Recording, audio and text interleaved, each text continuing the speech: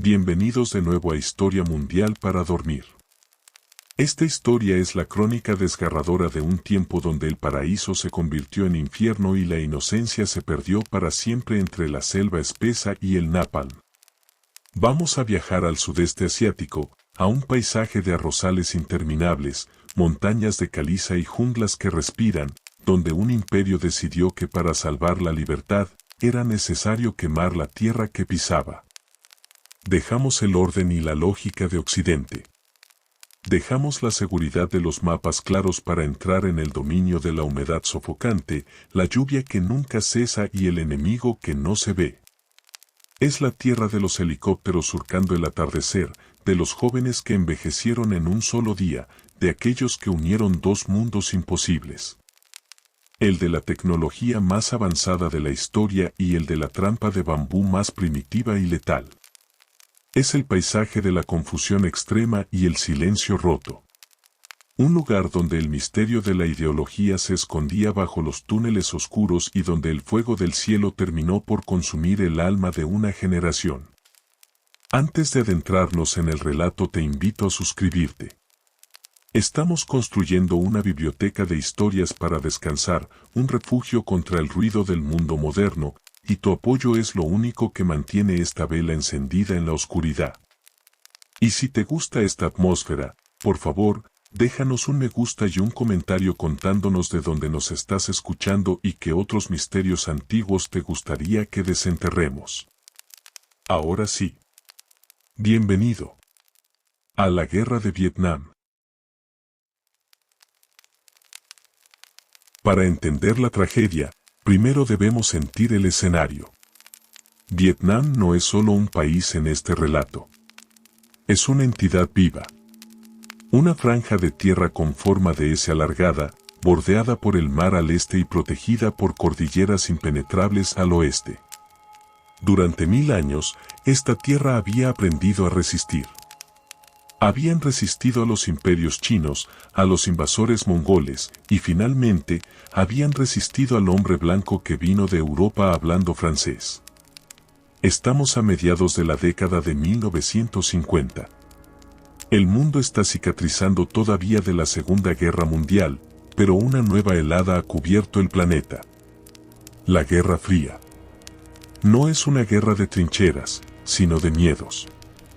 Y en las oficinas con aire acondicionado de Washington, lejos, muy lejos del olor a podredumbre de la selva, los hombres de traje miran un mapa con terror. Ven una mancha roja que se expande. China ha caído en el comunismo.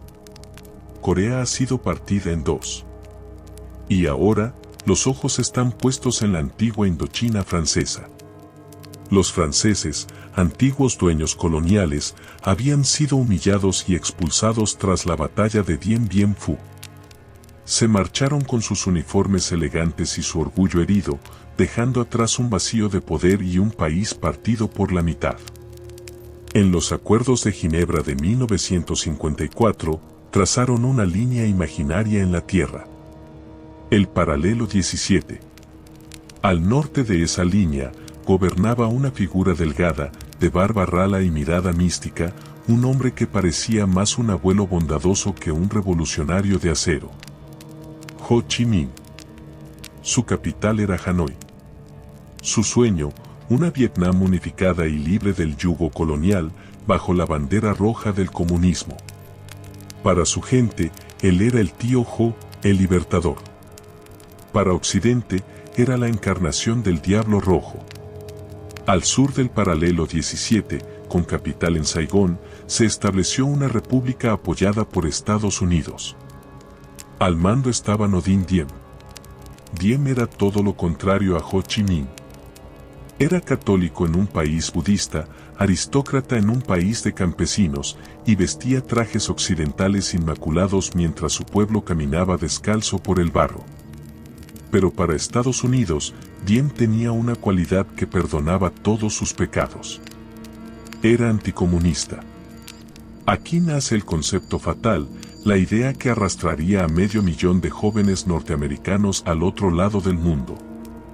La teoría del dominó.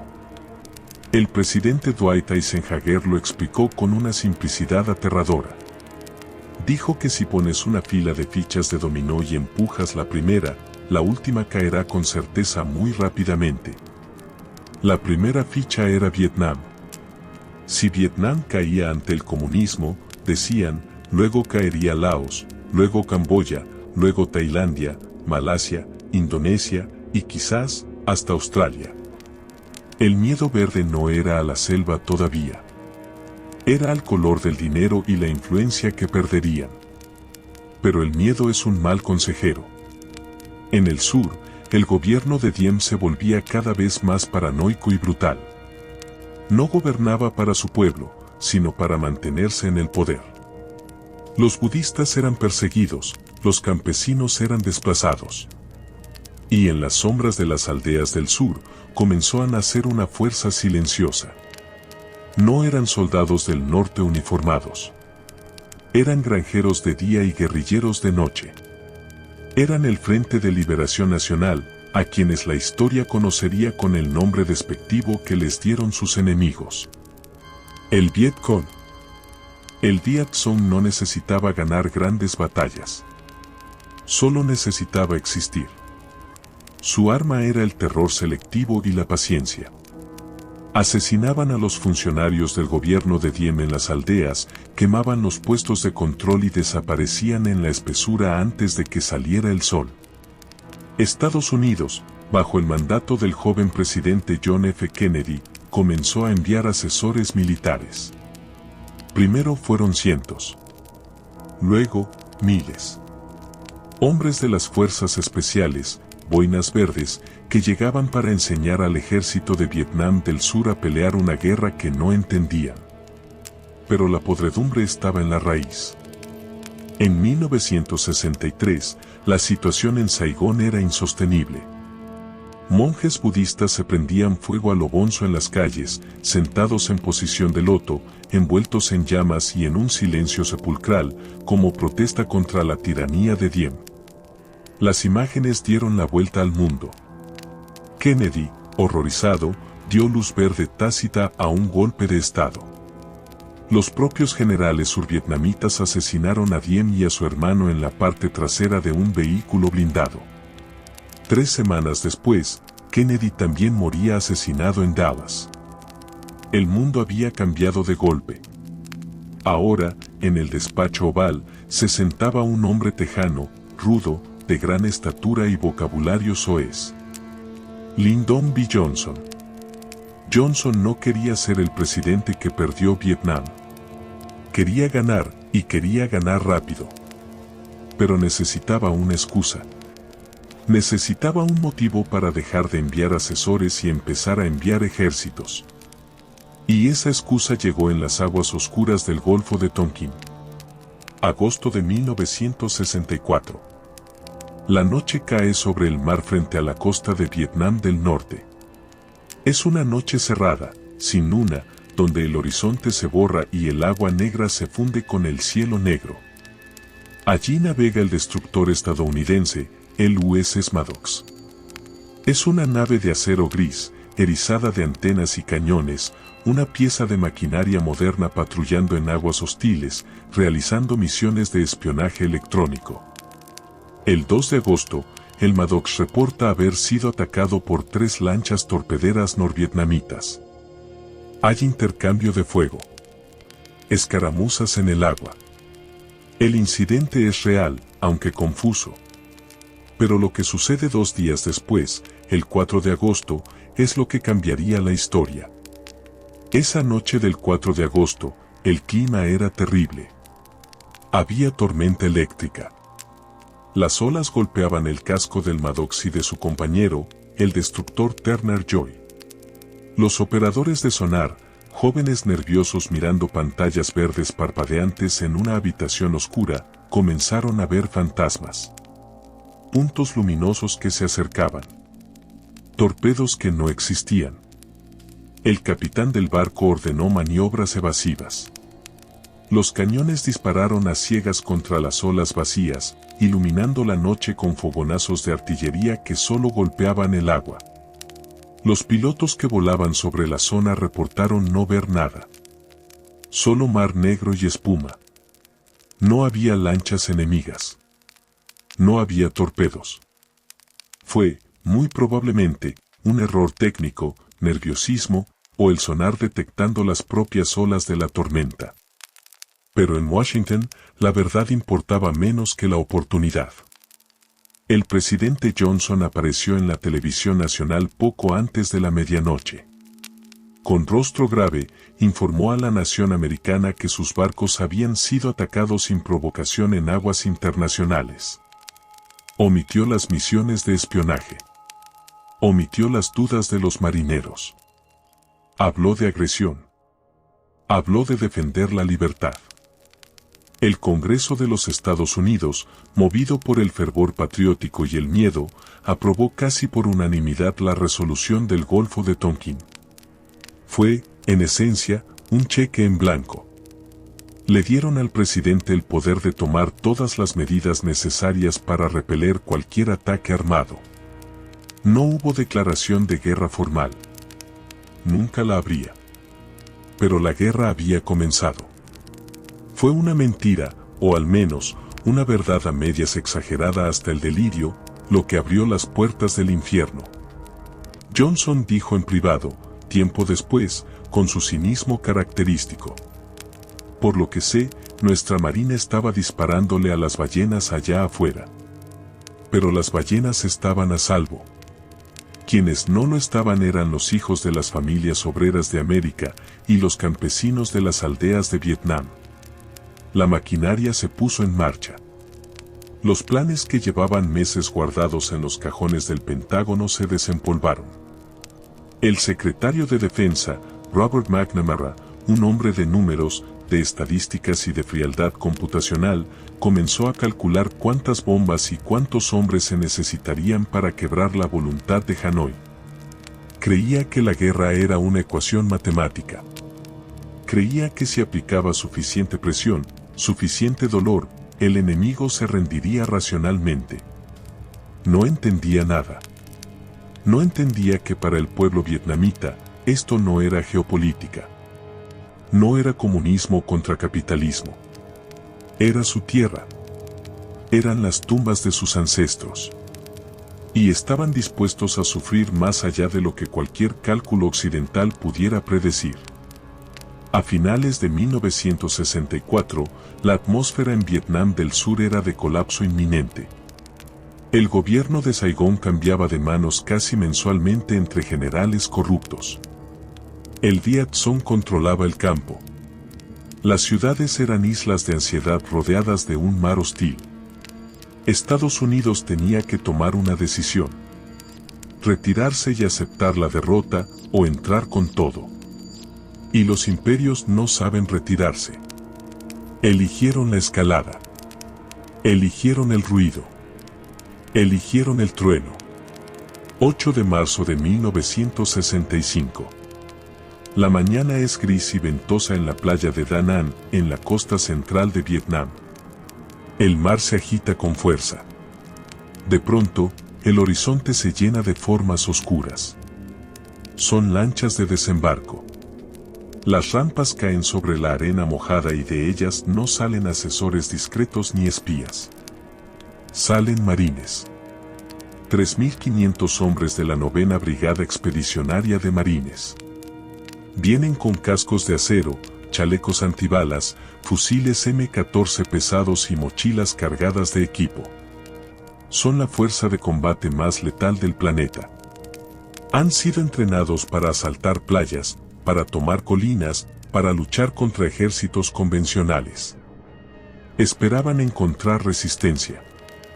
Esperaban fuego de ametralladora, morteros, una batalla épica como las de las películas de la Segunda Guerra Mundial que vieron de niños.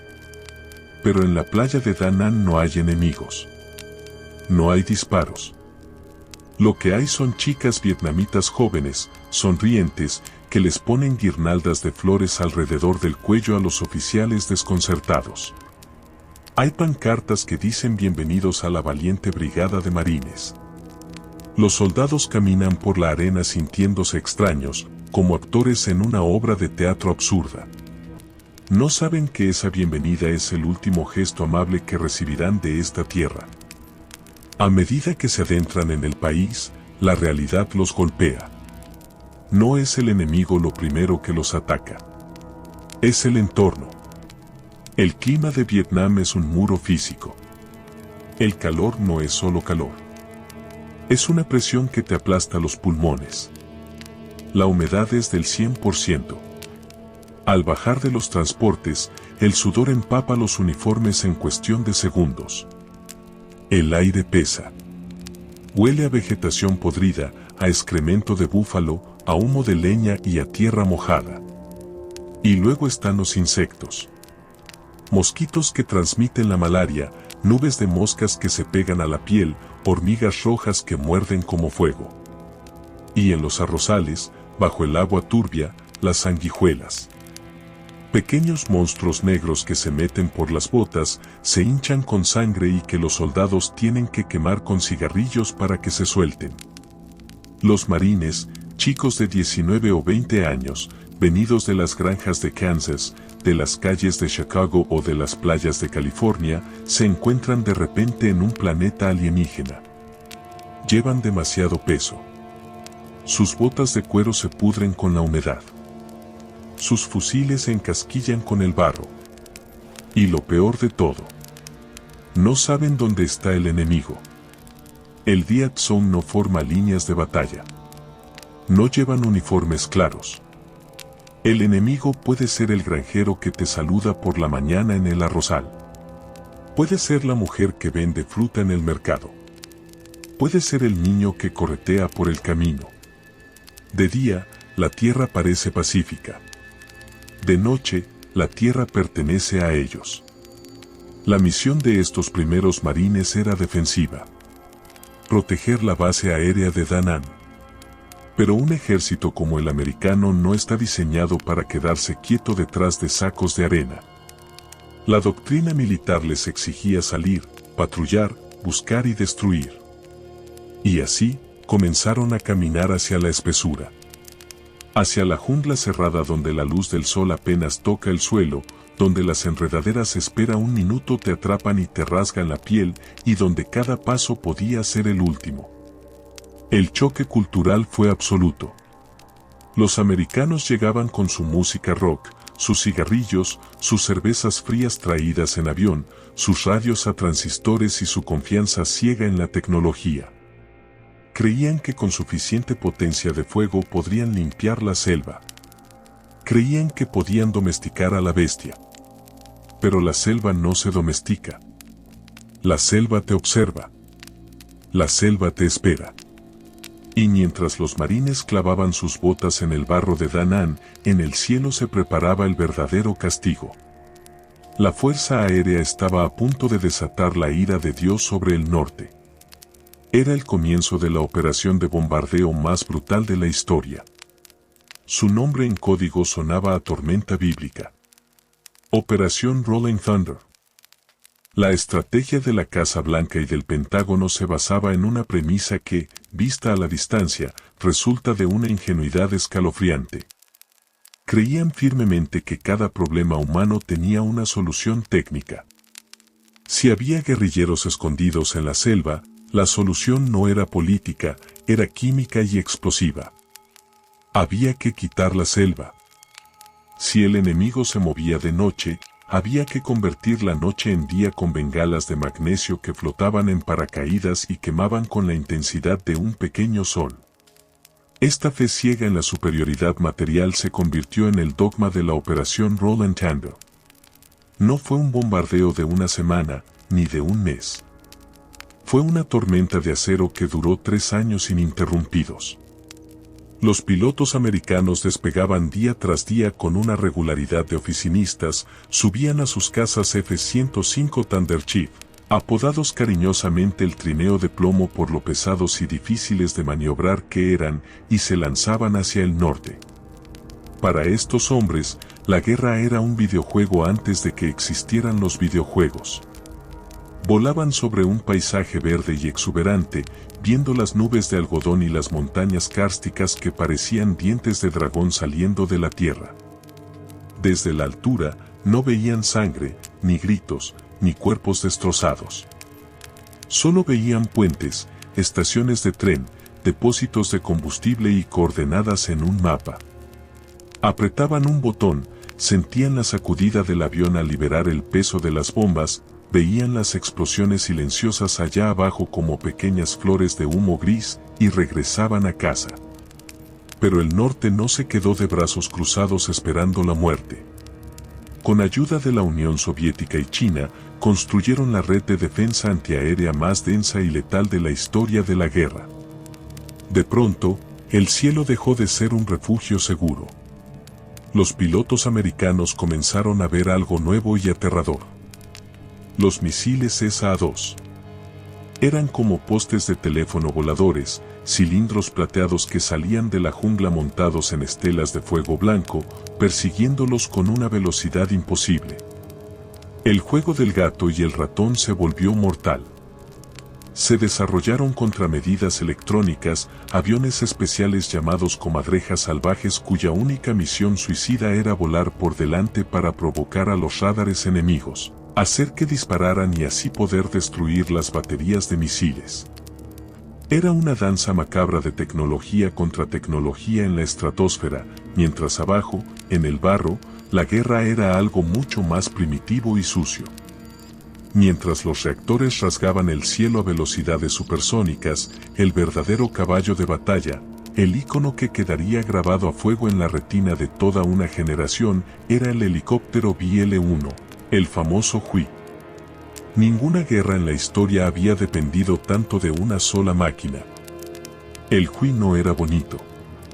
Tenía una nariz redondeada, un fuselaje utilitario y ese sonido distintivo, grave y percusivo, que se escuchaba a kilómetros de distancia antes de verlo. Para el soldado de infantería, ese sonido era la música más hermosa del mundo o la más triste, dependiendo del momento. Significaba que llegaban las cartas de casa, la comida caliente, las municiones limpias. O significaba que venían a llevarse los cuerpos de sus amigos envueltos en ponchos de plástico verde. La movilidad aérea cambió la física del conflicto, pero también creó una ilusión peligrosa. Los generales americanos pensaban que podían controlar el tiempo y el espacio. Podían levantar un batallón entero de una base segura, volarlo sobre la selva impenetrable y dejarlos caer justo encima del enemigo. Pero el Viet Cong aprendió a escuchar. Aprendieron a esperar. Sabían que el helicóptero era vulnerable en el momento del aterrizaje, cuando tenía que quedarse quieto flotando a 1 metro del suelo. Preparaban zonas calientes. Esperaban ocultos en la línea de árboles, invisibles, y cuando los Huis descendían levantando un huracán de polvo y hierba, desataban el infierno. Las balas atravesaban el aluminio delgado de los helicópteros como si fuera papel. Muchos pilotos volaban sentados sobre sus cascos de acero para protegerse de los disparos que venían desde abajo, rezando para que una bala no cortara los conductos hidráulicos o el rotor de cola, lo que haría que la máquina girara violentamente sin control hasta estrellarse. Y sin embargo, a pesar de los riesgos, los pilotos de helicóptero volaban. Volaban misiones de evacuación médica llamadas Dust-Off en condiciones imposibles, aterrizando en claros del tamaño de una habitación, bajo fuego cruzado, de noche y bajo la lluvia, para sacar a los heridos. Se creó una hermandad de sangre entre los hombres del aire y los hombres de la tierra. Pero toda esta tecnología, todo este valor, toda esta quema de combustible y explosivos, se estrellaba contra un muro de realidad. El enemigo se negaba a pelear la guerra que Estados Unidos quería pelear. El general Westmoreland, comandante de las fuerzas americanas, buscaba desesperadamente la batalla decisiva. Quería que el Viet Cong saliera a campo abierto, que formara filas, que intentara tomar una posición para poder aniquilarlos con la potencia de fuego superior. Pero el Viet Cong era fluido como el agua. Su doctrina era: Cuando el enemigo avanza, retrocedemos. Cuando el enemigo acampa, lo hostigamos. Cuando el enemigo se cansa, lo atacamos. Cuando el enemigo se retira, lo perseguimos. No defendían terreno por el simple hecho de defenderlo. Si los americanos tomaban una colina a costa de cientos de vidas, el Jackson simplemente se desvanecía en la selva y volvía a ocupar la colina 2 semanas después, cuando los americanos se hubieran ido. Esto desmoralizaba profundamente a las tropas estadounidenses. No había líneas de frente. No había un mapa donde se pudiera pintar el avance con banderas azules. Caminaban durante días patrullando arrozales, con el agua hasta la cintura, sufriendo el pie de trinchera, las fiebres, las picaduras de insectos, cargando 30 kilos de equipo bajo un sol que cocinaba el cerebro dentro del casco, solo para encontrar aldeas vacías o trampas explosivas. Y cuando finalmente hacían contacto, era una emboscada fugaz, un tiroteo de 5 minutos y luego silencio. Solo quedaban los cuerpos y la selva inmutable. La sensación de futilidad empezó a carcomer la moral. ¿Para qué estamos aquí? ¿Qué estamos ganando? Si tomamos esta aldea hoy y la perdemos mañana, ¿cuál es el progreso? La respuesta del mando militar fue recurrir a la estadística macabra del recuento de cuerpos. El éxito de una misión ya no se medía en kilómetros ganados, sino en cadáveres enemigos contados. Esto pervirtió la guerra hasta la médula. Los oficiales de campo, presionados por sus superiores para mostrar progreso, comenzaron a inflar los números o, lo que es peor, a contar cualquier cuerpo vietnamita muerto como enemigo. Si está muerto y es vietnamita, es del Vietcong, se convirtió en una frase cínica y terrible susurrada entre las tropas. Esta lógica deshumanizante fue la semilla de las tragedias y crímenes de guerra que vendrían después. El soldado joven, asustado y frustrado, incapaz de distinguir entre el granjero inocente y el guerrillero que acababa de matar a su amigo, empezó a ver a todos los vietnamitas con sospecha y odio. La tecnología no podía distinguir corazones ni mentes, y en su ceguera, comenzó a destruirlos a todos. Mientras tanto, en el norte y a lo largo de las fronteras con Laos y Camboya, la respuesta a la tecnología de la destrucción fue la ingeniería de la supervivencia. La ruta Ho Chi Minh se estaba transformando. Lo que empezó como senderos para porteadores a pie se estaba ampliando para permitir el paso de camiones rusos. Trabajaban de noche. Decenas de miles de jóvenes voluntarios, muchos de ellos mujeres adolescentes, vivían en la selva bajo las bombas. Su trabajo era reparar el camino. Tenían un sistema de alerta sofisticado. Vigilantes en las cimas de los árboles o en las crestas de las montañas escuchaban el zumbido de los aviones y disparaban rifles al aire para avisar.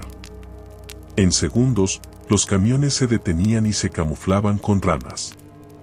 Si una bomba destruía un puente, tenían puentes de bambú y pontones desmontables escondidos bajo el agua durante el día, que sacaban y armaban al caer la noche para que el flujo de suministros nunca se detuviera. Era una batalla de voluntades. Robert McNamara y sus analistas en el Pentágono miraban sus hojas de cálculo y decían: matemáticamente es imposible que sigan abasteciéndose. Hemos tirado más tonelaje de bombas sobre esta ruta que sobre toda Alemania en la Segunda Guerra Mundial. Pero la realidad desafiaba a las matemáticas. Un saco de arroz transportado en bicicleta podía alimentar a un escuadrón. Una sandalia hecha de neumático duraba más que una bota de combate americana en la humedad tropical. Un fusil oxidado disparaba la misma bala mortal que uno nuevo. La arrogancia de la modernidad se estaba ahogando en el barro antiguo de Asia. A finales de 1965, la escalada era imparable. Ya no eran asesores. Ya no eran brigadas aisladas. El ejército de Estados Unidos se estaba volcando entero en el conflicto. Se construyeron bases enormes, ciudades americanas en miniatura con electricidad, clubes de oficiales, cines y pistas de aterrizaje de asfalto en medio de la nada. Puertos de aguas profundas fueron dragados en la costa para recibir los barcos gigantescos que traían tanques, artillería autopropulsada y montañas de Coca-Cola. La economía de Vietnam del Sur se distorsionó por completo con la llegada de los dólares. Bares, burdeles y mercados negros florecieron alrededor de las bases americanas. Saigón, que alguna vez fue llamada la París del Oriente por su belleza colonial y sus bulevares arbolados, se estaba convirtiendo en una ciudad sórdida, superpoblada de refugiados que huían de los bombardeos en el campo, llena de ruido, humo de escape y desesperación. El choque no era solo militar, era existencial. El soldado americano promedio rotaba cada 12 meses. Su objetivo era sobrevivir 365 días y volver a casa. Era un turista de la guerra. No aprendía el idioma, no entendía la cultura, no conocía la historia del lugar que pisaba. Para él, Vietnam era solo un escenario hostil, un lugar lleno de gente extraña que hablaba un idioma tonal incomprensible y que parecía odiarlo. El guerrillero del Vietcong o el soldado del ejército de Vietnam del Norte, en cambio, estaba allí para quedarse. No tenía fecha de regreso. Esa era su casa. Luchaba por la unificación de su patria, adoctrinado con una mezcla feroz de nacionalismo y comunismo, dispuesto a pelear 10, 20 o 50 años si era necesario. Esa asimetría de compromiso fue, desde el principio, el talón de Aquiles de la superpotencia. Y así, mientras el año 1965 llegaba a su fin, la trampa estaba cerrada. Estados Unidos había metido la mano en la colmena y no podía sacarla sin que le picaran hasta la muerte. Las bombas seguían cayendo, los helicópteros seguían volando, y los ataúdes de aluminio empezaban a llegar a la base aérea de Dover en Delaware, cubiertos con banderas de barras y estrellas, en un flujo constante que pronto se convertiría en un torrente. Pero lo peor, lo verdaderamente inimaginable, aún no había sucedido. Porque el enemigo, al darse cuenta de que no podía ganar en la superficie, bajo el cielo dominado por los americanos, había decidido construir un mundo nuevo. Un mundo donde los satélites y los aviones espían no podían ver. Un mundo de oscuridad absoluta, claustrofobia y trampas mortales. Estaban cavando. Y en el próximo capítulo de esta historia, nosotros tendremos que bajar con ellos. Tendremos que arrastrarnos por el barro y la oscuridad para entender el verdadero horror de la guerra subterránea.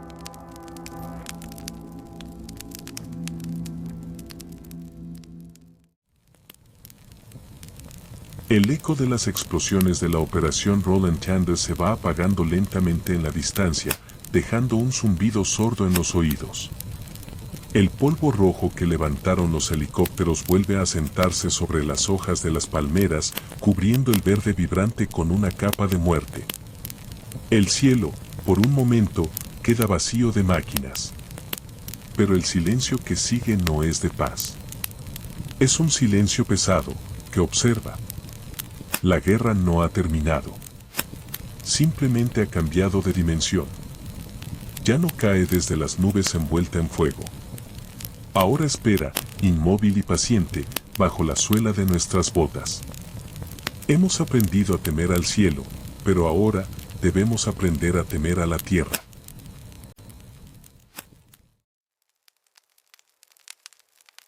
Para comprender realmente por qué la maquinaria militar más poderosa de la historia se oxidó y se detuvo en Vietnam, hay que dejar de mirar los mapas generales y bajar a la escala humana, al nivel del suelo, donde la bota se hunde en el barro y el aire se puede cortar con un cuchillo. La guerra de los túneles en el distrito de Cu Chi no era simplemente una táctica defensiva. Era una declaración de principios sobre la resistencia humana. Los ingenieros del Vietcong habían construido algo que rozaba lo imposible. No eran cuevas naturales, eran hormigueros de arcilla roja diseñados con una precisión arquitectónica macabra. La entrada a este inframundo era un secreto guardado con la vida. Podía ser un tocón de árbol seco que giraba sobre un eje invisible, o un montículo de termitas falso, o simplemente un cuadrado de tierra y hierba de 30 centímetros de lado que se levantaba. Para el ojo inexperto de un soldado de 19 años de Iowa, la selva parecía suelo firme. Pero bajo sus pies, a 3, 6 o incluso 10 metros de profundidad, había todo un ejército conteniendo la respiración, escuchando el crujido de sus pasos arriba. El diseño de los túneles incluía trampas de agua en forma de U para bloquear el gas lacrimógeno o el humo que los americanos bombeaban desde la superficie. Tenían pozos de ventilación que salían a la superficie disfrazados como madrigueras de serpientes, orientados hacia el este para aprovechar el viento de la mañana. Y lo más aterrador para las ratas de túnel que se atrevían a bajar, eran los recodos en ángulo recto cada pocos metros. Estos codos no eran casuales. Estaban hechos para detener la onda expansiva de una granada y para impedir que un intruso pudiera disparar en línea recta más de 2 o 3 metros. El voluntario americano que bajaba allí, armado apenas con una linterna de codo con filtro rojo y su pistola, entraba en un universo de privación sensorial. El silencio ahí abajo tenía peso. Podía escuchar el latido de su propio corazón retumbando en sus oídos como un tambor de guerra. El olor era una mezcla sofocante de moho, orina, aceite de armas rancio y el aroma inconfundible del miedo humano. A veces, en la oscuridad absoluta, la rata de túnel sentía una brisa leve en la cara, señal de que había una salida o una ventilación cerca, o quizás, señal de que alguien se movía en la oscuridad frente a él. El encuentro con el enemigo en ese espacio confinado era breve, brutal y frenético. No había lugar para tácticas, solo reflejos primarios, fogonazos que cegaban los ojos acostumbrados a la oscuridad y el estruendo de los disparos que reventaba los tímpanos en el espacio cerrado. Pero si el subsuelo era el infierno, la superficie no era el paraíso. La vida diaria del soldado de infantería en la selva era una erosión lenta y constante de la cordura. La lluvia del monzón no era una lluvia normal. Era una pared de agua tibia que caía durante semanas sin parar. Todo se pudría. La piel entre los dedos de los pies se ponía blanca y se caía a pedazos por la inmersión, una condición dolorosa que dejaba la carne viva expuesta. La ropa nunca se secaba. Las armas se oxidaban en cuestión de horas si no se limpiaban obsesivamente 3 veces al día. Los sobres de cartas de casa se deshacían en los bolsillos, borrando la tinta de las novias y las madres, cortando el último vínculo con la realidad. Y luego estaba el sonido de la selva. La jungla nunca calla. Hay un coro constante de chicharras, gritos de monos, crujidos de bambú y el zumbido de millones de insectos. El soldado tenía que aprender a decodificar esa cacofonía. Tenía que aprender que si la selva se callaba de repente, significaba muerte inminente. El silencio era la alarma más fuerte. Significaba que los depredadores, humanos o animales, estaban cerca. La paranoia sobre las trampas bobas transformaba la forma de caminar. Nadie daba un paso largo. Se caminaba arrastrando los pies o levantando mucho las rodillas, pisando exactamente en la huella del hombre de adelante. Pero el Vietcong sabía esto. A veces, dejaban el camino libre para el hombre en punta, el primero de la fila, y colocaban la trampa para el segundo o el tercer hombre. O colocaban minas conectadas en cadena. Había una trampa particularmente diabólica llamada la Betty Saltarina. Era una mina antipersona enterrada que, al ser activada por la presión de un pie, no explotaba inmediatamente. En su lugar, una pequeña carga propulsora la lanzaba 1 metro hacia arriba, a la altura de la cintura o el pecho, y entonces, en el aire, detonaba. Lanzaba cientos de balines de acero en todas direcciones. El objetivo era causar heridas horribles en la zona abdominal y genital, heridas sucias que eran difíciles de tratar y que desmoralizaban a la tropa más que la muerte instantánea. El miedo a la castración, a la mutilación, flotaba en el aire más que el miedo a morir. Los médicos de combate, jóvenes de 20 años con una bolsa de lona llena de morfina y vendajes, se convertían en los sacerdotes de esta religión de dolor. Tenían que tomar decisiones de vida o muerte en segundos, bajo el fuego, arrodillados en el barro mezclado con sangre. El grito de médico era el sonido más temido en la radio. Y cuando llegaba el helicóptero de evacuación, el Hui a veces no podía aterrizar por la densidad de los árboles. Entonces bajaban una canasta de metal colgada de un cable y el herido era izado a través de las copas de los árboles, girando en el aire, vulnerable, ascendiendo hacia el cielo como una ofrenda a un Dios indiferente. Para combatir a este enemigo que se negaba a dar la cara, el alto mando americano decidió borrarle el escondite. El uso de defoliantes como el agente naranja se convirtió en una rutina industrial. Escuadrones de aviones volaban en formación ranchera, ala con ala, rociando la niebla química sobre valles enteros. Al principio, el líquido caía como un rocío aceitoso, pegándose a la piel y a los uniformes. Los soldados bromeaban sobre ello, aliviados de que los mosquitos parecían morir al instante. Pero días después, el efecto era bíblico. La selva verde, vibrante y llena de vida, se volvía marrón y gris. Las hojas se arrugaban y caían como si hubiera llegado un otoño nuclear acelerado. Los árboles quedaban desnudos, como esqueletos gigantes arañando el cielo. El olor era dulce y químico, un olor que se quedaba impregnado en la nariz y en la garganta durante días. Creían que estaban matando plantas, pero estaban envenenando el futuro. Estaban saturando la capa freática, los ríos y la cadena alimenticia con una toxina que no desaparece, que se hereda. Fue una guerra contra la biología misma, un intento de esterilizar la tierra para hacerla segura para la democracia. Y en medio de este paisaje moribundo y hostil, la moral de las tropas comenzó a fracturarse. No fue un colapso repentino, sino una grieta lenta. El consumo de drogas se disparó. No eran solo vicios recreativos. Eran mecanismos de escape necesarios. La marihuana, barata y abundante en la zona, ayudaba a bajar el ritmo cardíaco, a olvidar por unas horas el miedo a pisar una mina. Luego llegó la heroína, pura y blanca, vendida en las esquinas de Saigón en viales de plástico. Para un soldado que había visto a su mejor amigo desintegrarse por un mortero, la aguja ofrecía un olvido total, un vacío negro y cálido donde la guerra no existía. La disciplina militar, esa columna vertebral de cualquier ejército, empezó a disolverse en la humedad del trópico. Apareció el fenómeno del fragging.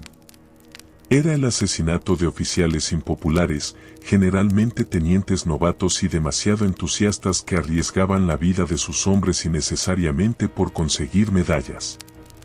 Una granada de fragmentación lanzada anónimamente en la tienda del oficial por la noche, o un disparo por la espalda en medio de un tiroteo confuso. Era el motín silencioso de un ejército de reclutas que no quería estar allí, peleando una guerra que nadie les explicaba bien, contra un enemigo que defendía su propia casa con una ferocidad suicida. Mientras tanto, en las aldeas, la población civil vivía atrapada entre dos fuegos. Si ayudaban a los americanos, el Vietcong venía por la noche y ejecutaba al jefe de la aldea como traidor. Si ayudaban al Vietcong, los americanos venían por el día, quemaban sus casas y se los llevaban a aldeas estratégicas que no eran más que campos de concentración cercados con alambre de espino para protegerlos. El soldado americano miraba a los ojos de los campesinos y no veía gratitud. Veía miedo, veía odio contenido, o peor aún, veía una indiferencia vacía. Esa mirada vacía, la mirada de las 1000 yardas, se volvió contagiosa. Se veía en los rostros de los vietnamitas y pronto empezó a verse en los rostros de los americanos. Ojos hundidos, sin brillo, que miraban a través de ti, enfocados en algo horrible que solo ellos podían ver en la distancia. Era la mirada de quien ha visto el final de todas las cosas. A medida que se acercaba el final de 1967, la tensión en el aire era casi eléctrica. Había señales, presagios que la inteligencia americana ignoró o malinterpretó. El Vietcong había estado inusualmente tranquilo en algunas zonas y en otras había lanzado ataques suicidas contra puestos fronterizos lejanos, como en Hue San, una base de marines aislada en las montañas cerca de la frontera con Laos. El general Westmoreland mordió el anzuelo. Creyó que Hue San era el objetivo principal, que los norvietnamitas querían recrear su gran victoria contra los franceses en Dien Bien Phu. Movió batallones enteros, artillería y recursos aéreos hacia el norte, hacia las montañas, dejando las ciudades del sur y la costa peligrosamente desprotegidas. Lo que ocurría en Hue San no era una simple escaramuza. Era un asedio medieval con tecnología del siglo XX que tenía al mundo conteniendo la respiración. 6.000 marines estadounidenses habían quedado aislados en una meseta de tierra roja, rodeados por 40.000 soldados del ejército de Vietnam del Norte. Durante 77 días, la base se convirtió en el lugar más bombardeado de la tierra. Los marines vivían como topos, hundidos en trincheras llenas de barro, bajo una lluvia constante de obuses y cohetes soviéticos que sacudían el suelo día y noche, impidiendo el sueño y destrozando los nervios. La única forma de entrar o salir era mediante aviones de carga que tenían que aterrizar bajo fuego directo de morteros, descargando palés de munición mientras rodaban por la pista y despegando de nuevo sin detenerse para no ser destruidos. El miedo a una masacre total, a una repetición de la derrota francesa de una década atrás, era tan real que el presidente Johnson hizo instalar una maqueta de la base en el sótano de la Casa Blanca y exigía informes cada hora. Estaban tan obsesionados con esta batalla en las montañas, tan fijados en el mapa de Hue San, que no vieron que aquello era solo el capote rojo del torero. Mientras el toro americano embestía con toda su fuerza hacia las colinas deshabitadas, el matador se preparaba para clavar la espada en la espalda expuesta de las ciudades. Era una maniobra de distracción clásica, ejecutada a una escala nacional. Mientras los ojos de América estaban fijos en el asedio de Hue San, en los bosques que rodeaban Saigón, Hue, Da Nang y 100 ciudades más, el ejército invisible se estaba reuniendo.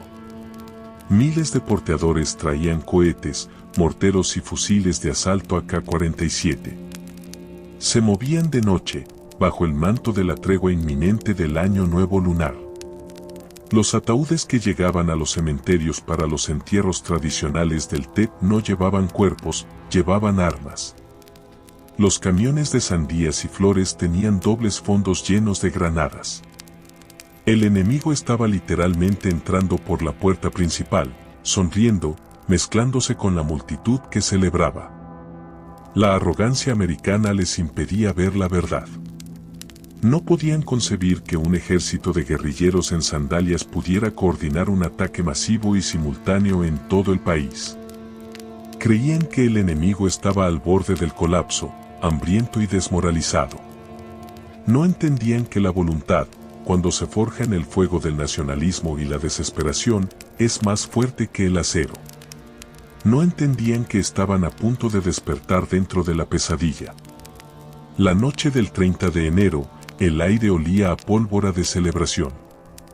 Los petardos estallaban en las calles estrechas de Saigón, ahuyentando a los malos espíritus del año viejo. Las familias preparaban pasteles de arroz pegajoso y honraban a sus ancestros. Los soldados de guardia en la embajada americana, un edificio fortaleza que simbolizaba el poder intocable de Estados Unidos, estaban relajados. La guerra parecía estar lejos, en la selva, en las montañas. Nadie miraba el reloj. Nadie sabía que, en cuestión de minutos, el sonido de los petardos se confundiría con el sonido de los fusiles automáticos y que la guerra estaba a punto de golpear la puerta de su propia casa. El Tet había llegado.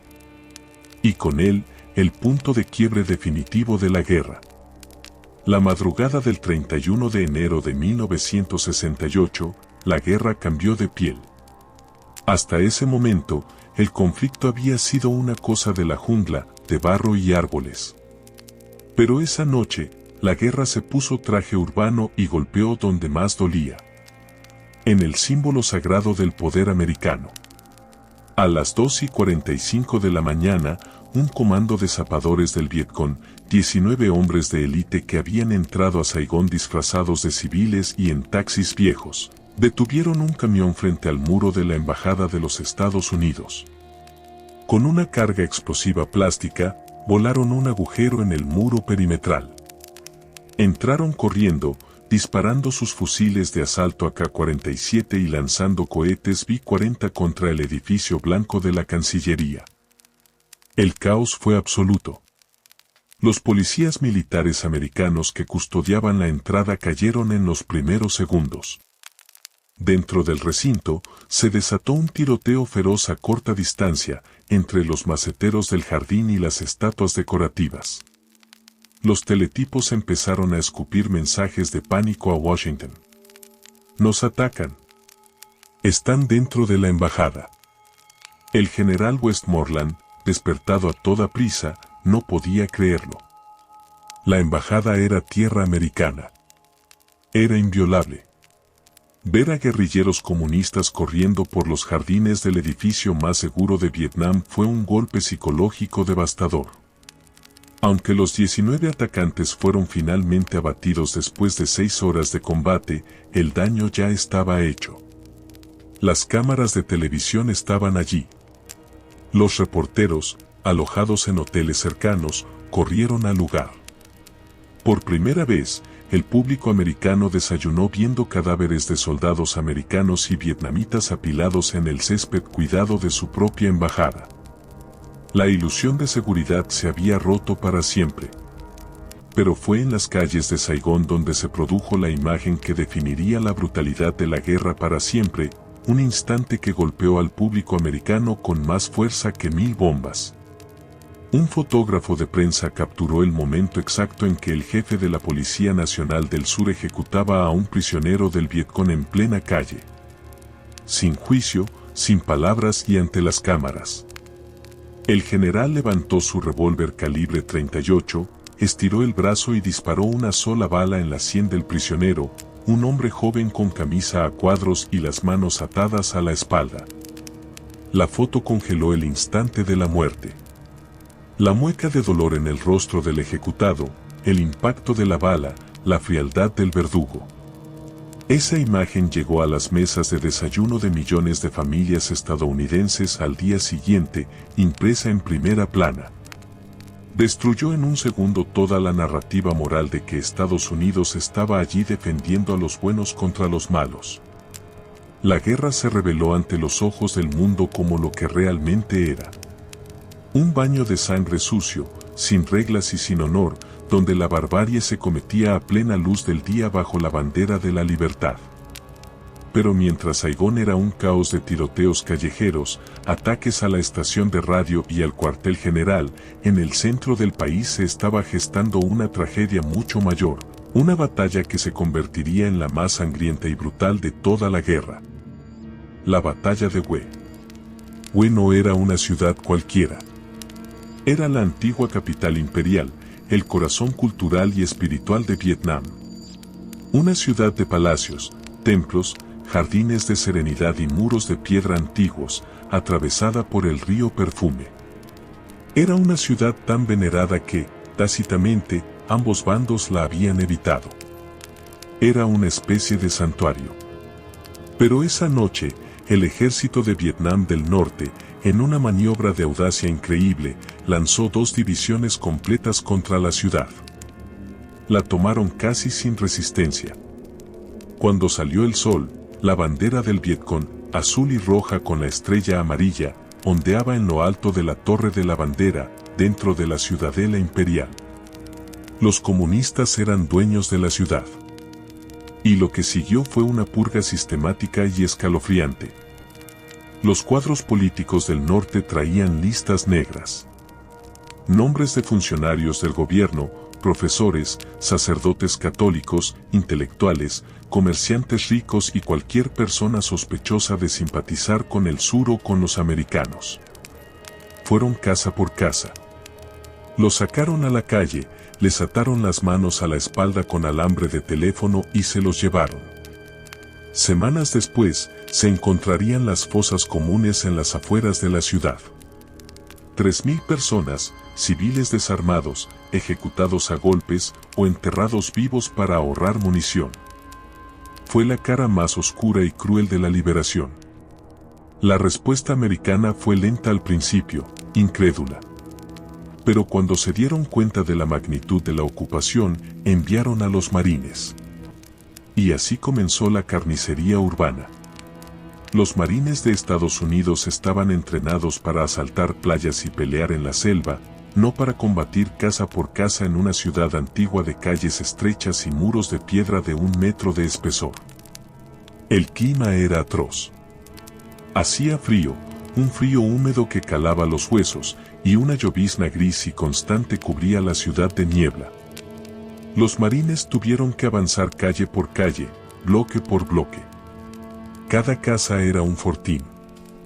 El enemigo disparaba desde las ventanas, desde las alcantarillas, desde los tejados. Los francotiradores invisibles abatían a los hombres uno a uno. Los tanques no podían maniobrar en las callejuelas y eran blancos fáciles para los cohetes. Fue una batalla de aniquilación. Para sacar al enemigo, los americanos tuvieron que destruir la ciudad que venían a salvar. Usaron artillería pesada, cañones sin retroceso, ataques aéreos y gas lacrimógeno.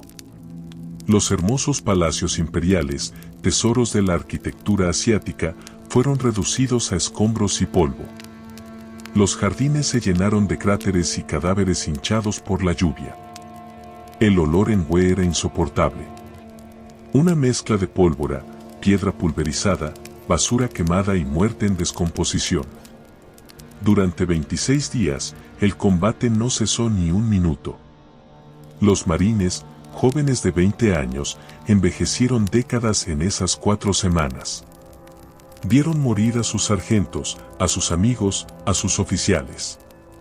Aprendieron a desconfiar de cada ventana, de cada puerta entreabierta. Disparaban primero y preguntaban después. La ciudad sagrada se convirtió en un matadero de piedra gris. Al final, la bandera de las barras y estrellas volvió a izarse sobre la ciudadela. Militarmente, fue una victoria aplastante para Estados Unidos. El Vietcong y el ejército del norte perdieron decenas de miles de sus mejores hombres. La ofensiva del Tet, como operación militar para provocar un levantamiento general, fue un fracaso rotundo. La población del sur no se levantó para apoyar a los comunistas. El ejército enemigo quedó diezmatado y tardaría años en recuperarse. Sin embargo, y aquí está la gran paradoja de Vietnam, esa victoria militar fue una derrota política total. Fue el punto de quiebre psicológico. En Estados Unidos, la gente miraba la televisión horrorizada. Durante años, el presidente Johnson y el general Westmoreland les habían dicho que la guerra estaba casi ganada, que el enemigo estaba en las últimas. Y de repente, veían al enemigo tomar ciudades enteras, asaltar la embajada y resistir durante un mes contra todo el poder de fuego americano. La credibilidad del gobierno se derrumbó como un castillo de naipes. Nos han mentido, pensaba el ciudadano común. Esto no está terminando. Esto es un pantano sin fondo. El golpe de gracia no lo dio un general, sino un periodista. Walter Cronkite. Era el presentador de noticias más respetado de América, la figura paterna en la que todos confiaban, el hombre que leía las noticias con una objetividad sagrada. Cronkite viajó a Vietnam durante el Tet. Caminó entre los escombros de Hue, habló con los soldados agotados, vio el caos con sus propios ojos. Al regresar, hizo algo inaudito. En su programa especial de televisión, se salió del guión neutral. Se quitó las gafas, miró a la cámara con ojos cansados y dijo: decir que estamos más cerca de la victoria hoy es creer, frente a la evidencia, en los optimistas que se han equivocado en el pasado. Decir que estamos al borde de la derrota es caer en un pesimismo injustificado. Decir que estamos estancados parece la única conclusión realista, aunque insatisfactoria. Esa palabra, estancados, resonó como un disparo en la Casa Blanca. El presidente Lyndon Johnson, al ver el programa, se dejó caer en su silla y dijo una frase que pasaría a la historia: si he perdido a Cronkite, he perdido a la América Media. Y así fue. El apoyo a la guerra se evaporó. Las protestas en las universidades, que antes eran cosa de hippies radicales, se volvieron masivas y transversales. Madres de familia, veteranos, trabajadores, todos empezaron a salir a la calle gritando: hey, hey, el BJ. ¿Cuántos chicos mataste hoy? El país estaba fracturado. La ofensiva del TED demostró que no importaba cuántos helicópteros tuvieras, ni cuántas bombas tiraras, ni cuántos cuerpos enemigos contaras. Si no podías quebrar la voluntad del enemigo, y si perdías tu propia voluntad en el proceso, la guerra estaba perdida. El norte había sacrificado una generación entera en esa ofensiva, pero había logrado su objetivo: romper la mente de América. El año 1968 terminó siendo el año más sangriento de la guerra. Más de 16.000 soldados americanos murieron en esos 12 meses. Pero también murió algo más: la fe en la autoridad, la creencia en la invencibilidad americana y la esperanza de una victoria honorable. El presidente Johnson, un hombre gigante destruido por una guerra pequeña, anunció en televisión que no buscaría la reelección. La guerra lo había devorado. Se abría paso una nueva etapa. Una etapa más oscura, más cínica. Ya no se trataba de ganar. Se trataba de cómo salir de allí sin perder la cara. Se trataba de encontrar una salida en medio del incendio. Y esa tarea le tocaría a un hombre nuevo, un hombre con una visión maquiavélica del mundo: Richard Nixon. Pero para los soldados que quedaban en la selva, la política no importaba. Para ellos, la guerra seguía siendo el barro, la lluvia, el miedo y la espera de la próxima bala. La inocencia había muerto en las calles de Hue. Ahora, solo quedaba la supervivencia y el lento camino hacia el final, un final que sería tan caótico y trágico como todo lo que había venido antes.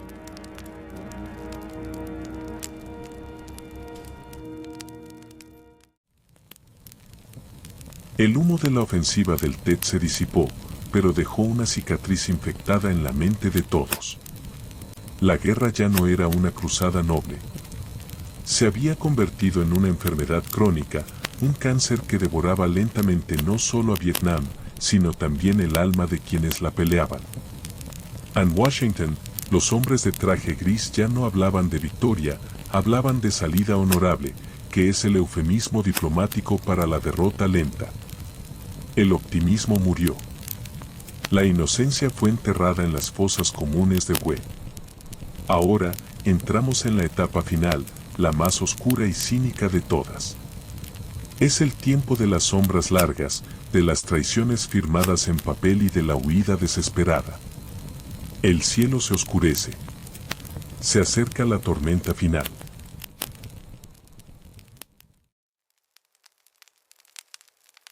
El año es 1969 y un nuevo rey se sienta en el trono de la Casa Blanca. Richard Nixon llega al poder con una promesa en los labios y un plan secreto en la mente. Su doctrina tiene un nombre que suena técnico y frío: vietnamización. La idea, vendida al público americano agotado de ver ataúdes en la televisión, era simple: traer a los chicos a casa y dejar que los vietnamitas del sur pelearan su propia guerra. Paz con honor, lo llamaba. Pero detrás de ese eslogan de marketing político se escondía una realidad brutal. La guerra no se estaba acabando. se estaba expandiendo y volviendo más sucia. Mientras Nixon retiraba tropas visibles ante las cámaras, su mano derecha, el estratega Henry Kissinger, ordenaba una campaña secreta de bombardeos masivos sobre un país neutral. Camboya. La Operación Menú. Los B-52, esos gigantes invisibles, comenzaron a borrar del mapa las bases de suministro del Vietcong en la frontera, matando a miles de campesinos camboyanos y desestabilizando la región entera, sembrando las semillas para un horror futuro aún peor. El de los Khmer Rouge. Todo esto se hacía en silencio, borrando los registros de vuelo, mintiendo al Congreso y al público. La guerra se había vuelto clandestina. Pero la verdadera podredumbre estaba ocurriendo dentro del propio ejército americano. La moral se había desplomado. Los soldados que llegaban a Vietnam a finales de los 60 y principios de los 70 ya no eran los voluntarios patriotas del principio. Eran reclutas forzosos, chicos de los barrios pobres que sabían que estaban siendo enviados a una guerra perdida para ser los últimos en morir por un error. Nadie quiere ser el último hombre en morir en una guerra que ya terminó. La disciplina se rompió. En las bases de retaguardia, el olor a marihuana era omnipresente, una niebla dulce que adormecía el miedo. Pero pronto, la hierba fue reemplazada por algo más oscuro. La heroína. Era barata, pura y estaba en todas partes. Miles de soldados volvían a casa no solo con traumas psicológicos, sino con adicciones profundas. El ejército más poderoso del mundo se estaba convirtiendo en un ejército de zombies armados, donde los oficiales tenían miedo de ir a las letrinas por la noche por temor a que sus propios hombres les lanzaran una granada. El odio racial, traído desde las calles de Estados Unidos, estallaba en los barracones. La hermandad del combate se había disuelto en un sálvese quien pueda. Y en medio de este colapso moral, salió a la luz el secreto más oscuro de la guerra, un evento que había ocurrido un año antes pero que había sido enterrado bajo montañas de informes falsos. La masacre de My Lai. La mañana del 16 de marzo de 1968, una compañía de la División Americal, al mando del teniente William Calley, entró en la aldea de My Lai 4. Les habían dicho que encontrarían al Vietcong. Les habían dicho que los aldeanos se habrían ido al mercado. Pero lo que encontraron fue mujeres, ancianos y niños preparando el desayuno. No hubo disparos enemigos. No hubo resistencia. Y sin embargo, lo que siguió fue una orgía de violencia que desafía toda comprensión humana. Durante 4 horas, los soldados americanos, frustrados, asustados y llenos de odio, asesinaron metódicamente a más de 500 civiles. Violaron a las mujeres, quemaron las chozas, dispararon a los bebés en brazos de sus madres y ejecutaron a los ancianos arrodillados junto a las acequias. Fue el descenso absoluto a la locura. No eran monstruos. Eran los hijos del lechero, del mecánico, del maestro de escuela de Ohio y Texas, convertidos en ejecutores por la presión de una guerra sin sentido. La masacre solo se detuvo cuando un piloto de helicóptero americano, H.U. Thompson, vio desde el aire lo que estaba pasando. Aterrizó su máquina entre los soldados americanos y los civiles vietnamitas heridos y ordenó a sus artilleros que apuntaran sus ametralladoras contra sus propios compatriotas si intentaban matar a una persona más. Fue un único rayo de luz moral en una mañana de oscuridad absoluta. Cuando la historia de My Lai se hizo pública en 1969, algo se rompió para siempre en el corazón de América. Ya no podían decir que eran los libertadores. El espejo les devolvía una imagen monstruosa. Mientras la moral se desintegraba en la selva, en las calles de Estados Unidos se libraba una segunda guerra civil. La invasión secreta de Camboya en 1970, cuando finalmente salió a la luz, encendió la mecha de la indignación en los campus universitarios. Ya no eran solo hippies con flores. Era la juventud entera gritando basta. Y la respuesta del gobierno fue balas. El 4 de mayo de 1970, en la Universidad Estatal de Kent, en Ohio, la Guardia Nacional abrió fuego contra una multitud de estudiantes desarmados que protestaban. Dispararon 67 balas en 13 segundos. 4 estudiantes cayeron muertos sobre el asfalto del estacionamiento. La foto de una chica de 14 años gritando de horror arrodillada sobre el cuerpo de un compañero muerto dio la vuelta al mundo. La guerra había vuelto a casa. Los padres miraban a sus hijos y los veían como enemigos. El tejido social de la superpotencia se estaba desgarrando por las costuras. Pero en Vietnam, la guerra, lejos de apagarse, estaba a punto de explotar en una nueva dimensión. En 1971, el ejército de Vietnam del Sur, empujado por los americanos para demostrar que podían pelear solos, vietnamización, lanzó una invasión desastrosa en Laos, la Operación Lam Son 719. Fue una carnicería. Las tropas del sur fueron masacradas en la Ruta 9. Las imágenes de soldados survietnamitas aterrorizados agarrándose a los patines de los helicópteros americanos que despegaban, cayendo al vacío desde cientos de metros por el agotamiento, mostraron al mundo que la vietnamización era una fantasía. Sin el tío Sam, el sur no podía sostenerse. Y el norte lo sabía. En la primavera de 1972, lanzaron la apuesta más grande de la guerra. La ofensiva de Pascua. Esta no fue una guerra de guerrillas. Fue una invasión convencional al estilo de la Segunda Guerra Mundial. 120.000 soldados norvietnamitas, apoyados por cientos de tanques soviéticos T-54 y artillería pesada de largo alcance, cruzaron la zona desmilitarizada como una aplanadora. Fue un shock total. Los soldados del sur en las bases de fuego fronterizas vieron salir de la niebla a monstruos de acero que no sabían detener. Las provincias del norte, Quang Tri y Hue, estuvieron a punto de caer. La carretera número 1 se llenó de refugiados, una marea humana de miseria bajo la lluvia, bombardeada por la artillería del norte. Richard Nixon, furioso y acorralado en un año electoral, decidió que no permitiría una derrota militar mientras él fuera presidente. Ordenó la respuesta aérea más violenta de toda la guerra. La Operación Linebacker. Los bombarderos B-52 volvieron. Y esta vez, Nixon les quitó las restricciones. Minaron el puerto de Haiphong para cortar los suministros soviéticos y bombardearon los puentes, las vías férreas y los depósitos de combustible del norte con una furia bíblica. La ofensiva del norte fue detenida, no por el ejército del sur, sino por el poder aéreo americano. Los tanques comunistas fueron convertidos en chatarra humeante por los aviones Fantasma F-4 y las cañoneras voladoras. Pero el mensaje estaba claro. El día que los aviones americanos se fueran para siempre, el sur estaría condenado. Las negociaciones de paz en París se reanudaron, pero era un diálogo de sordos. Le Duc Tho, el negociador norvietnamita, un hombre de rostro impasible y voluntad de hierro, jugaba con Henry Kissinger. Sabía que la presión pública en Estados Unidos era insostenible. En diciembre de 1972, las charlas se rompieron. Nixon jugó su última carta.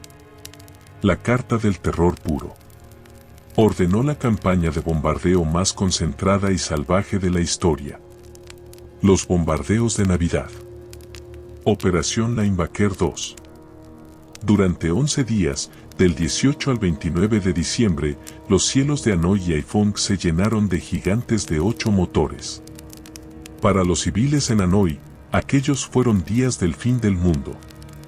Las sirenas antiaéreas aullaban día y noche. La tierra temblaba constantemente. Barrios enteros, como la calle Cam Tien, fueron arrasados por error, enterrando a familias bajo los escombros. El hospital Bach Mai fue alcanzado. Pero el norte no se arrodilló. Sus baterías antiaéreas y sus misiles SA-2 dispararon todo lo que tenían. Derribaron 15 fortalezas voladoras B-52, algo que la Fuerza Aérea Americana creía imposible. Los pilotos americanos, la élite de la élite, caían en paracaídas sobre los arrozales del norte para ser capturados por granjeros furiosos. Finalmente, agotados y sin más misiles, el norte volvió a la mesa de negociación. Y Estados Unidos, horrorizado por la pérdida de sus aviones y la condena mundial, también. Se firmó la paz. Pero todos sabían que no era una paz. Era una sentencia de muerte diferida para Vietnam del Sur. Los años siguientes fueron una agonía lenta. Las negociaciones de paz en París se arrastraban interminablemente. Nixon y Kissinger jugaban al póker con las vidas humanas, intentando conseguir un acuerdo que les permitiera salir sin parecer perdedores. Pero mientras los diplomáticos bebían té en salones dorados de París, otros hombres vivían una realidad de pesadilla hecha de hormigón y grilletes de hierro oxidado. Eran los pilotos americanos derribados sobre el norte. Hombres que habían caído del cielo envueltos en paracaídas de seda para aterrizar en un mundo de dolor. El lugar más infame de todos era la prisión de Hoa Lo, sarcásticamente bautizada por los internos como el Hanoi Hilton. Allí, el tiempo no existía. Los hombres eran encerrados en celdas individuales sin ventanas, agujeros negros de 2 metros por 2 metros donde la única compañía eran las ratas, los mosquitos y la propia locura. La tortura no era solo física. Era un desmantelamiento sistemático de la dignidad. Los interrogadores no buscaban información militar, porque los pilotos no sabían nada estratégico que no fuera obvio. Buscaban la sumisión. Buscaban grabar confesiones de crímenes de guerra para transmitirlas por radio. Usaban técnicas medievales. La más temida era la soga. Ataban los brazos del prisionero a la espalda y luego tiraban de ellos hacia arriba y hacia adelante hasta que las articulaciones de los hombros se dislocaban con un crujido seco, dejando al hombre colgado en una posición de agonía imposible durante horas, incapaz de respirar bien, envuelto en su propio sudor y desesperación. Sin embargo, en medio de esa oscuridad absoluta, floreció una resistencia silenciosa y conmovedora. Los prisioneros, aislados en celdas separadas, desarrollaron un lenguaje secreto. El código de golpes. Aprendieron a golpear las paredes de piedra con los nudillos siguiendo un ritmo matemático. Un golpe, pausa, 2 golpes era la letra A. 2 golpes, pausa, 3 golpes era la B. Las paredes de la prisión, diseñadas para aislarlos, se convirtieron en una red de telégrafo vibrante. Se contaban chistes, se pasaban noticias, se enseñaban idiomas, matemáticas o recitaban la Biblia de memoria golpe a golpe. Mantente fuerte, se decían a través de la piedra. No estás solo.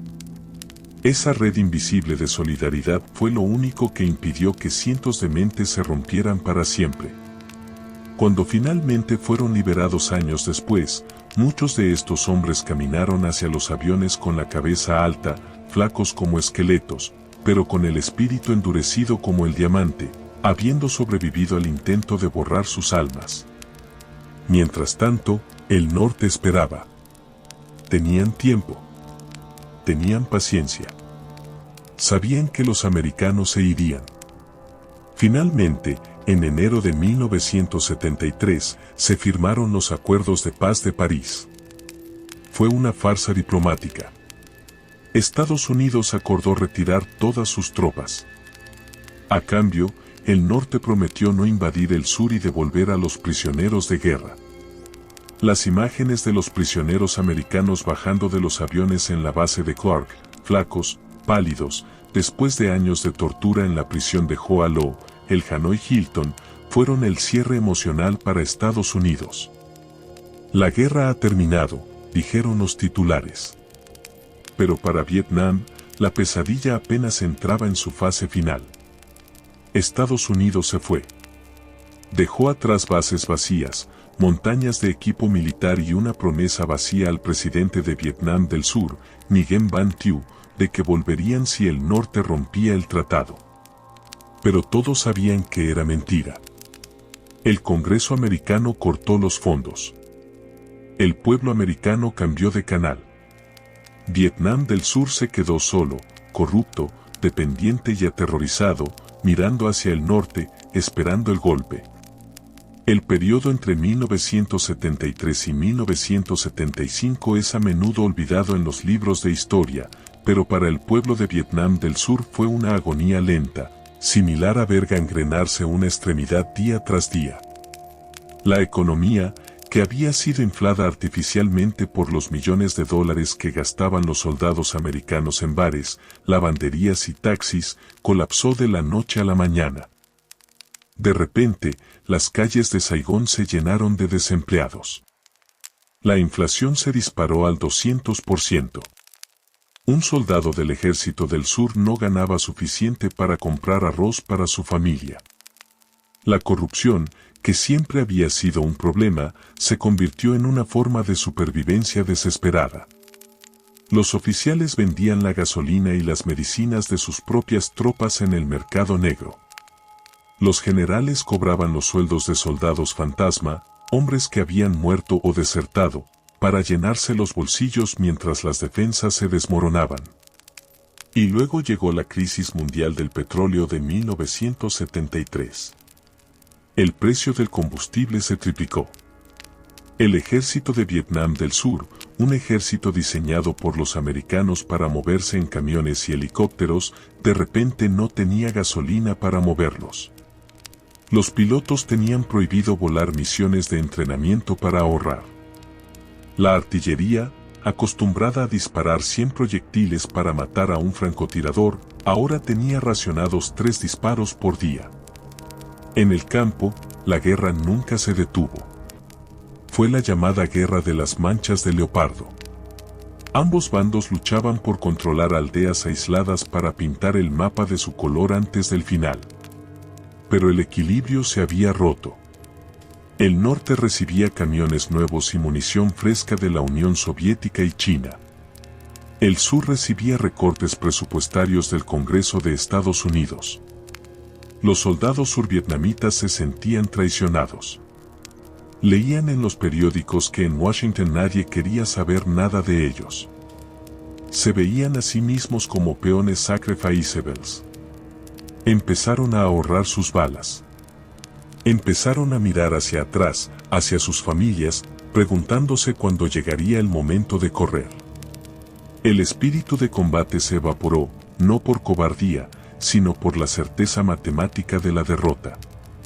Sabían que estaban solos contra la tormenta. Y el golpe llegó en la primavera de 1975. El norte no atacó con guerrillas esta vez. Atacó como un ejército convencional moderno, una marea de acero. Tanques rusos T-54 y camiones Molotov bajaron por las carreteras pavimentadas que los propios americanos habían construido. Fue una guerra relámpago.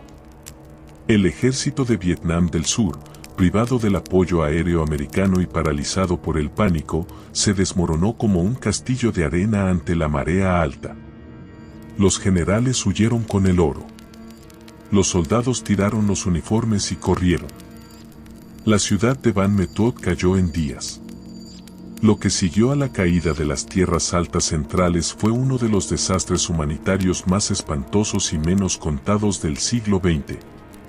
El presidente del Sur, en un ataque de pánico estratégico, ordenó la evacuación inmediata de las provincias de Pleiku y Kon Tum. Repliegue táctico, lo llamó. Pero no hubo nada de táctico. Fue una sentencia de muerte. La única vía de escape hacia la costa era la Ruta 7B. Era un camino de tierra antiguo, abandonado, lleno de baches, puentes rotos y rodeado de selva espesa. Por allí se lanzó una marea humana. No solo era el ejército en retirada con sus camiones y tanques. Eran cientos de miles de civiles. Abuelos cargando a sus nietos en canastas de bambú, madres empujando bicicletas cargadas con colchones y ollas, bueyes tirando de carretas viejas. Se formó una columna de kilómetros de largo, lenta y pesada, que avanzaba bajo un sol abrasador sin agua ni comida. Y entonces, el enemigo cerró la trampa.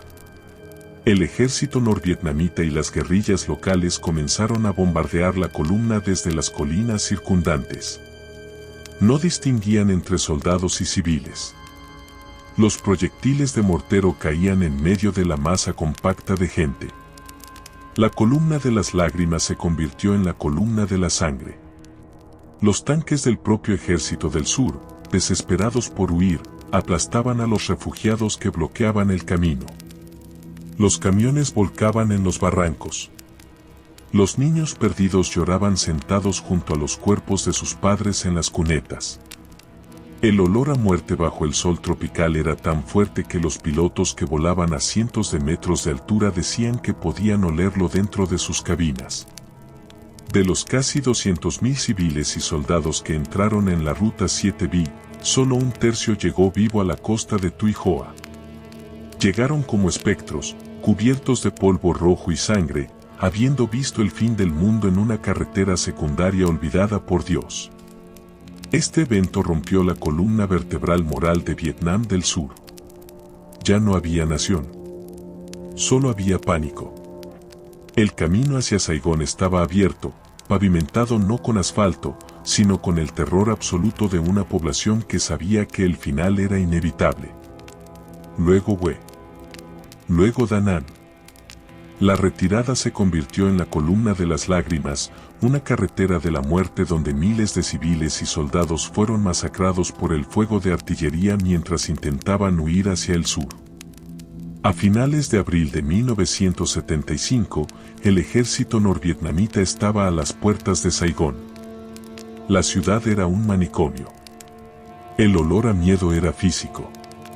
Los funcionarios quemaban documentos en los patios de las embajadas, llenando el aire de cenizas negras. El mercado negro colapsó. La gente ofrecía todo lo que tenía, oro, joyas, dignidad, por un asiento en un avión, en un barco, en lo que fuera que lo sacara de allí. Semanas antes del final, en un intento desesperado de salvar la conciencia, el gobierno de Estados Unidos lanzó la Operación Baby Left. La idea era evacuar a miles de huérfanos de guerra, muchos de ellos hijos mestizos de soldados americanos y madres vietnamitas que se temía fueran asesinados por el régimen comunista por ser impuros. Pero la tragedia marcó incluso este acto de misericordia. El 4 de abril de 1975, el primer vuelo, un gigantesco avión de carga CE-5 Galaxy, despegó de Tan Son Nhut cargado con cientos de bebés y niños pequeños. A los pocos minutos, la puerta trasera de carga explotó por la descompresión. El piloto intentó volver, pero el avión se estrelló en un arrozal y se partió en pedazos. 138 personas murieron, la mayoría niños. Fue un presagio macabro.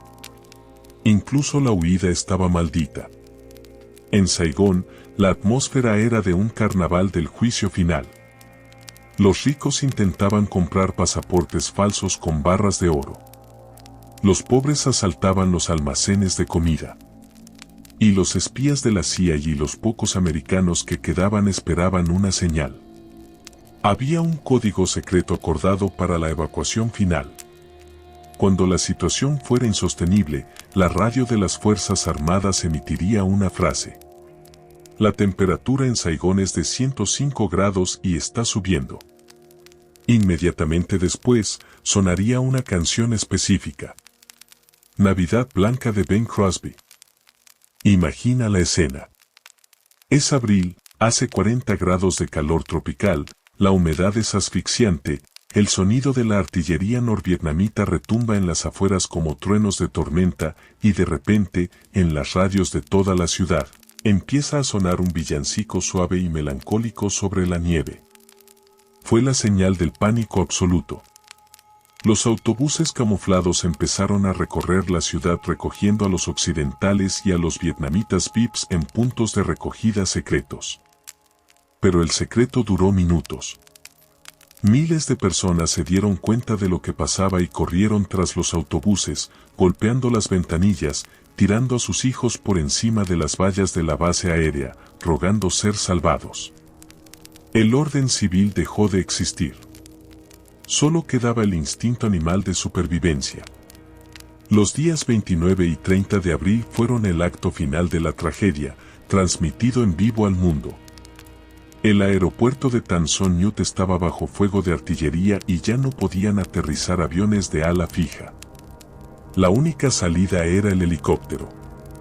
Comenzó la operación Frekyuan, la evacuación aérea más grande de la historia. El cielo de Saigón se llenó de un zumbido constante, un enjambre de helicópteros Hui, Chinook y Citalión que iban y venían desde los portaaviones de la séptima flota estacionados en el mar. Aterrizaban en las azoteas de los edificios americanos, cargaban a los elegidos y despegaban. La imagen icónica de esa tarde no fue en la embajada, sino en la azotea de un edificio de apartamentos de la CIA. Una escalera precaria, un helicóptero de Air America y una fila interminable de personas tratando de subir hacia la salvación. En los portaaviones, el caos era total. Llegaban tantos helicópteros survietnamitas pilotados por hombres desesperados con sus familias que no había espacio para aterrizar. Los marineros americanos tenían que empujar helicópteros de millones de dólares por la borda, arrojándolos al mar para hacer sitio. Máquinas de guerra perfectas hundiéndose en el océano, una metáfora perfecta del desperdicio inútil de todo el conflicto. En la embajada de Estados Unidos, los marines custodiaban los muros con culatas de rifle, rechazando a miles de vietnamitas que gritaban, rogaban y mostraban papeles arrugados prometiendo que habían trabajado para los americanos. No nos dejen, gritaban. Pero los dejaron. El último helicóptero despegó de la azotea de la embajada en la madrugada del 30 de abril, llevando al embajador Graham Martin con la bandera plegada bajo el brazo. Abajo, en el patio, quedaron cientos de personas mirando al cielo, traicionadas, esperando su destino. El silencio del rotor alejándose fue el sonido más triste del mundo. Pocas horas después, el mediodía del 30 de abril, el sol brillaba alto sobre una ciudad extrañamente silenciosa. Un tanque norvietnamita, el número 390, giró en la avenida principal y embistió las puertas de hierro del Palacio de la Independencia. Las puertas cayeron con un estruendo metálico. El tanque entró en los jardines, seguido por soldados con uniformes verdes y cascos de corcho, corriendo, agitando banderas. El presidente de Vietnam del Sur esperaba dentro, sentado en una mesa grande. Cuando entró el oficial del norte, el presidente dijo: los estaba esperando para transferirles el poder. El oficial norvietnamita lo miró con desprecio y respondió con una frase que cerró 30 años de guerra. Usted no tiene nada que transferir. No se puede entregar lo que ya no se tiene. Saigón había caído. Ahora era ciudad Ho Chi Minh. El silencio que siguió no fue de paz, sino de sumisión. Para muchos, comenzó el horror de los campos de reeducación. Para otros, la huida al mar. Miles se lanzaron al océano en barcazas podridas, los boat people, prefiriendo ahogarse o ser atacados por piratas antes que vivir bajo el nuevo régimen. Pero la guerra de los disparos y las bombas, había terminado. La selva comenzó, lenta y pacientemente, a crecer sobre los cráteres, cubriendo el hierro oxidado de los tanques y los huesos de 3 millones de muertos con una manta de verde indiferente.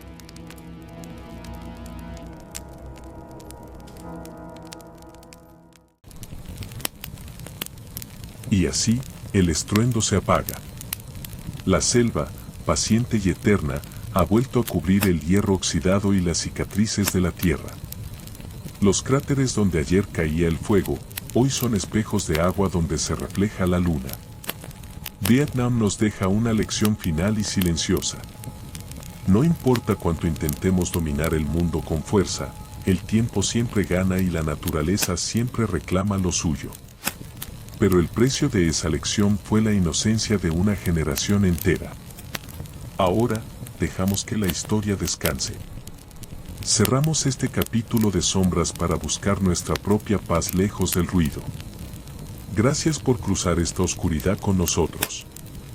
Si encontraste refugio en este relato, suscríbete y déjanos tu huella con un me gusta. Esto fue Historia Mundial para dormir. Que el silencio te abrace esta noche. Descansa. Hasta la próxima. Buenas noches.